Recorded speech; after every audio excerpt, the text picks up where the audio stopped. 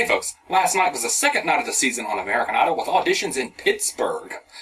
What happened to the bad auditions? I know a lot of people over the years have complained that they show too many bad auditions and not enough good auditions, but I think there should be some balance there. They only showed one person, I believe, last night that didn't make it through to Hollywood, and even he wasn't that bad. Now, I've complained over the years about the bad auditions, but the ones that I don't like are the ones that seem contrived. People that are just trying to get on TV, but I quite enjoy the ones that actually think they can sing and then get angry when they get a no. Maybe they can find some balance. I think they're trying to cash in on the season of nice that seemed to work last season, but now they have competition. They're going to have to step it up. It was still a pretty good show, though. The first audition was Heejun Han, who lives in New York, but is originally from Korea, and I think he brought all of Korea with him there because there were like 5 million people there to encourage him. But they had never heard him sing before, and after hearing all the other crazy people sing, Heejun started to doubt himself, but he was able to calm his nerves before going into the judges by drinking some tea and making sport of Ryan Seacrest's miniature head. I want to know what kind of tea that was he was drinking to put him at ease like that, because I need me some of that. Maybe it was Long Island iced tea. Maybe I don't need any of it. Unlike Heejun, I'd probably just make a complete spectacle of myself, which is actually what I was expecting him to do. But when he's saying, "How am I supposed to live without you?" he was actually pretty good. I thought he was so fun. He was so much fun to watch. I just loved him. He was adorable. But I think I like his personality more than anything. Anybody that will tell Ryan Seacrest that he has a tiny head is okay in my book. The singing was pretty good considering the fact that I expected him to be a joke, but I don't think it's the voice of a winner. It would be fun to see him around for a little while, though, if for nothing else to make fun of the judges. After he got 3 yeses, though, he said, "Hollywood! I'm coming."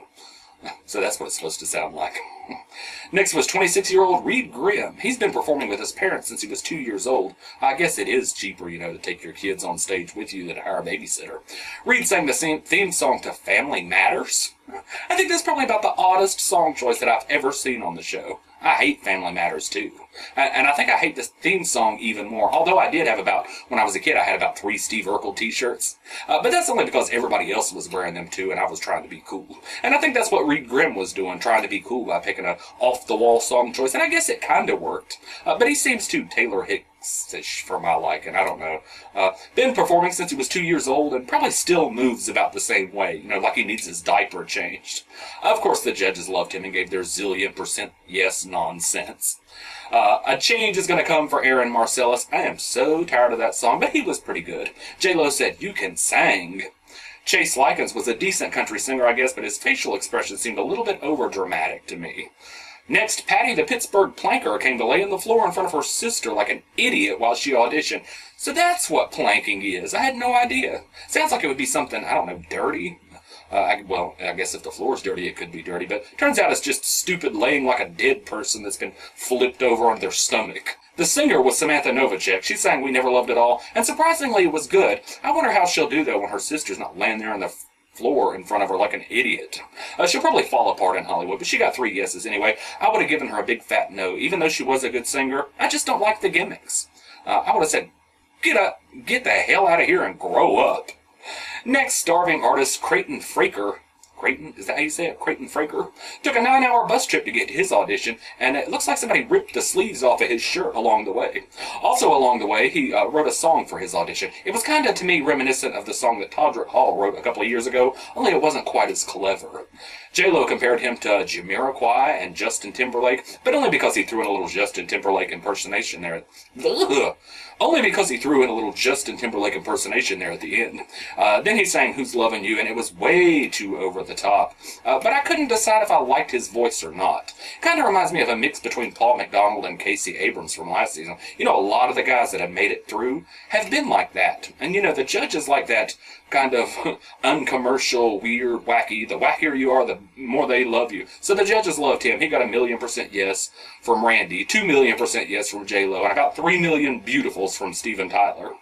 I just feel like so many of these guys that they adore are so far out of the mainstream that they won't ever be able to sell records, but who knows? I'll hold judgment on this Fraker for later. Next is 15-year-old Eben Franckewitz, or Eben like Evan with a B instead of a V. I don't know.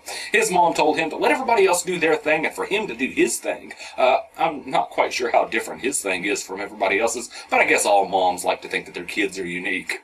And I guess part of his being unique for Eben is that people tell him that he looks like Justin Bieber. Well, that's not unique. Don't people say that to every singing teenage boy with that haircut? I don't see the resemblance at all, but at his age, he is going to get the comparisons, and he is never going to be able to live up to it in the hearts of millions of little girls.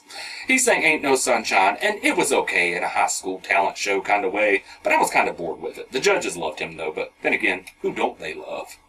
Next, yet another recycled contestant from last year, Travis Orlando, who got cut in Hollywood. Remember last year he was living in a shelter, and now he's still in a shelter. His mom has run off, and he's dropped out of high school. So I'm wondering how authentic, though, his story really is.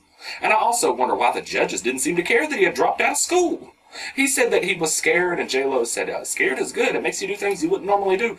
Yeah, like quit school and hinge your entire future on a singing competition that you aren't going to win. He sang Isn't She Lovely and got 3 yeses. I would have told him it would be a yes only if he went back to school and got good grades. Next was Erika Van Pelt, who's a wedding singer and a mobile DJ. She sang Will You Still Love Me Tomorrow, and it was pretty good. But back in the days of Simon Cowell, he would have called it indulgent. And she didn't seem to have a lot of range, so it was just okay for me, but I'm not ready to declare her a front runner just yet. But of course, she got 3 yeses.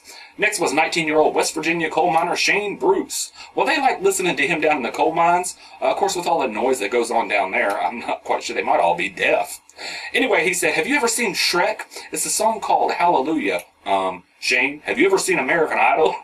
Apparently not, because the song's been done on there 1 trillion times. He wasn't terrible, but I think he deserved to know just for the song choice alone.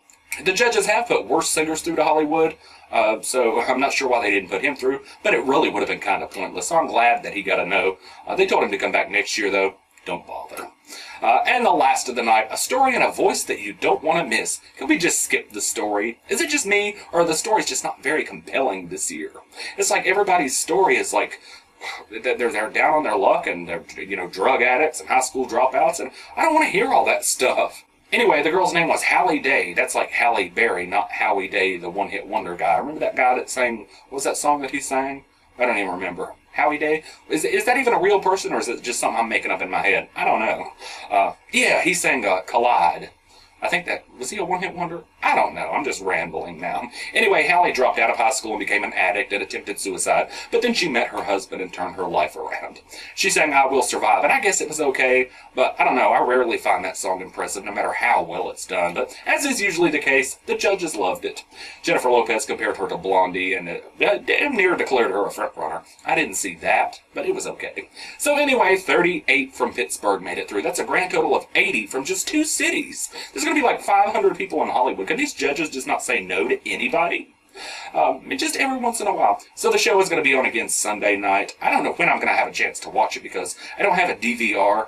I record shows on my computer when I'm home, but I'm going to be at work whenever the show finally does come on. I don't even think there's a set time. It's supposed to be after the game. I don't even know what game it is. So hopefully I'll be able to watch it online somehow. I don't know, but I won't be home to watch it. So anyway, if I can find it online, then I'll see you folks probably Monday sometime or Tuesday. I don't know. Hopefully they'll have some bad auditions in the next episode. I don't know why they decided to put it on a Sunday night. Isn't that stupid? I wonder how the ratings are going to be for a Sunday night, too, because the ratings are down this season, like way down from last season, but I expected they would be since the show has competition now. They didn't have competition when they started last season, and now they have The Voice and The X Factor. It's not direct competition, but it's not appointment television anymore since it used to be... if you wanted to watch a singing competition, you had only a few months out of the year you could do it, and there was only one. Now there's 3, and it's on damn near any time of the year, so I expect ratings to fall, and maybe all 3 of them will level out with each other, and then they'll all be competing to see who can get higher ratings. American Idol will get the higher ratings for now, but we'll see how it goes. None of them, gone are the days of 30 million viewers. That's just not going to happen anymore. So anyway, I'll see you folks whenever I get the chance to watch the next episode that's going to be Sunday night after the game.